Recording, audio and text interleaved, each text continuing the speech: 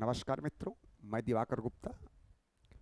आज एक बहुत चर्चित टॉपिक, बहुत चर्चित है। अक्सर आप लोग देखते होंगे, आए दिन चर्चा में रहता है।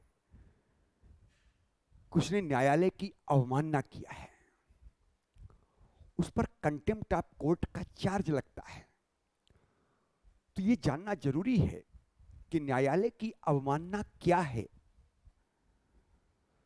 ध्यान देने वाली बात है कि न्यायालय की अवमानना का सर्वप्रथम,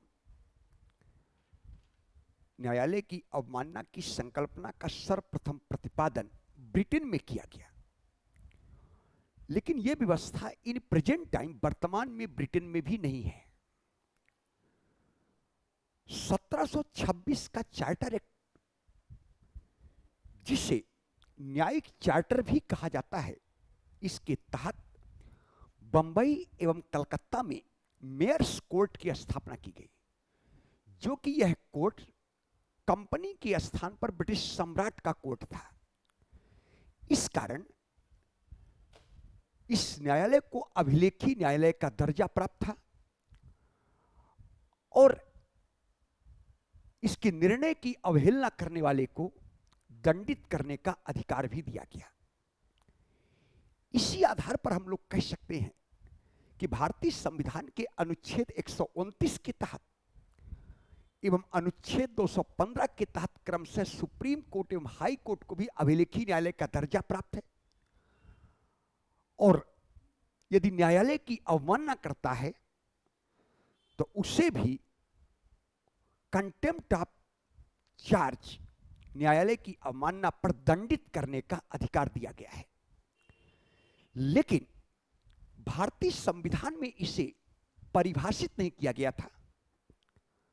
भारतीय संविधान में इसे परिभाषित तो नहीं किया गया था। तो इसके लिए एच.एन. सान्याल समिति का गठन किया गया। उस एच.एन. सान्याल समिति की सिफारिश के आधार पर न्यायालय की अवमानना अधिनियम 1971 के तहत अवमानना के दो तरीके बताए गए।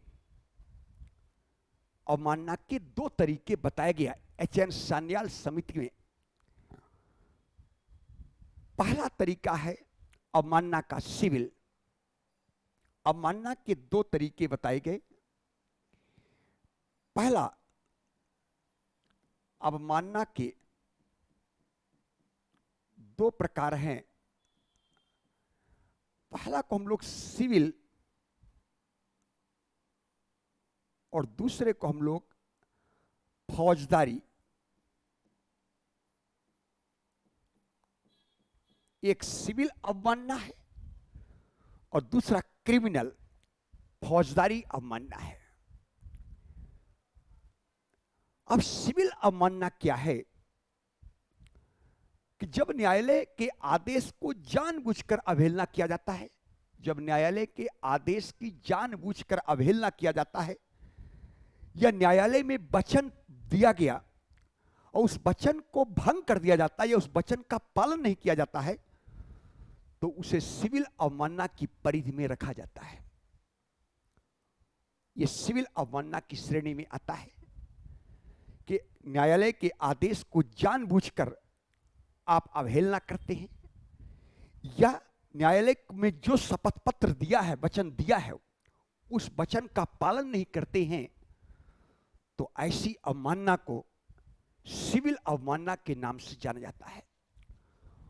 वहीं दूसरी ओर दांडिक अवमानना से आशय न्यायालय की कार्रवाई में बाधा पहुंचाना, न्यायपालिका की कार्रवाई में किसी प्रकार का बाधा पहुंचाना, या काम करने नहीं देना, या न्यायालय के निर्णय को लागू ना करना, या न्यायालय की गरिमा एवं सम्मान पर ठेस पहुंचाना कि आपके वक्तव्य से, आपके विचारों से, क्योंकि विचार व्यक्त की आजादी है, लेकिन यदि आपके विचार से, आपके विचार व्यक्त करने से न्यायालय की सम्मान एवं गरिमा पर ठेस पहुंचती है, तो ऐसी अवमानना को दांडिक अवमानना के नाम से जाना जाता है। अब इस संदर्भ में दंड देने की व्यवस्था का प्रावधान भारतीय संविधान के अनुच्छेद 142 में, जो कि सभी लोग जानते हैं कि अनुच्छेद 142 के तहत संपूर्ण न्याय के लिए सुप्रीम कोर्ट उत्तरदायी है और उत्तरदायित्व के समतुल्य सत्ता भी उसी के पास, सुप्रीम कोर्ट के पास ही है। तो अनुच्छेद 142 के तहत संसद न्यायालय की अवमानना के लिए दंड का प्रावधान किया है, जो कि इस एक्ट का नाम है,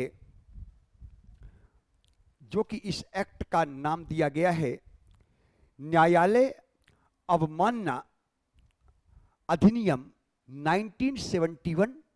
इसके तहत मैक्सिमम सजा 2000 रुपए या 6 महीने का जेल या 2000 रुपए एवं 6 महीने का जेल दोनों हो सकता है। यह मैक्सिमम सजा है। या 2000 रुपए का जुर्माना लगाएगा या 6 महीने की जेल का सजा देगा या 2000 रुपए का जुर्माना और 6 महीने के जेल दोनों हो सकता है। यह इसके लिए मैक्सिमम सजा का प्रावधान किया गया है, जो कि न्यायालय की अवमानना अधिनियम 1971 के तहत परिभाषित किया गया है, दंड का प्रावधान किया गया है। और यह आए दिन चर्चा में रहता है। अभी हाल ही में आप लोग जानते हैं कि बाबा रामदेव पर court of contempt of court का चार्ज लगाया और बाद में बाबा रामदेव का लिखित माफीनामे की बात किया और इसको सार्वजनिक प्लेस पर प्रकाशित करने की बात किया था। और अभी आपने कुछ दिन पहले देखा होगा बहुत सारे पेपरों में जिस प्रकार बाबा रामदेव को पतंजलि का विज्ञापन जाता, उससे बड़ा माफीनामा पेश किया था, माफीनामा पत्र छपवाया था। ये न्यायपालिका ने आदेश दिया था, दंड के रूप में आदेश दिया था। तो इसका मतलब, इसको हम लोग न्यायालय की अवमानना के रूप में जानते हैं। ये व्यवस्था हमारे यहाँ संविधान में तो परिभाषित नहीं था, लेकिन एच.एन. सान्याल समिति की सिफारिश के आधार पर यह व्यवस्था 1971 में कर दिया गया और सजा का भी मैक्सिमम प्रावधान कर दिया गया। कन्फर्म। और अवमानना भी दो प्रकार की हो सकती है, एक सिविल अवमानना, दूसरा फौजदारी। इन सारी चीज़ों को जानना आपके लिए जरूरी था, तो ये वीडियो आपके लिए बहुत कारगर होगा। और ये 2022 में इस टॉपिक से, यानी इसी टॉपिक से 2022 में यूपीएससी ने प्रीलिम्स में प्रश्न भी पूछा है।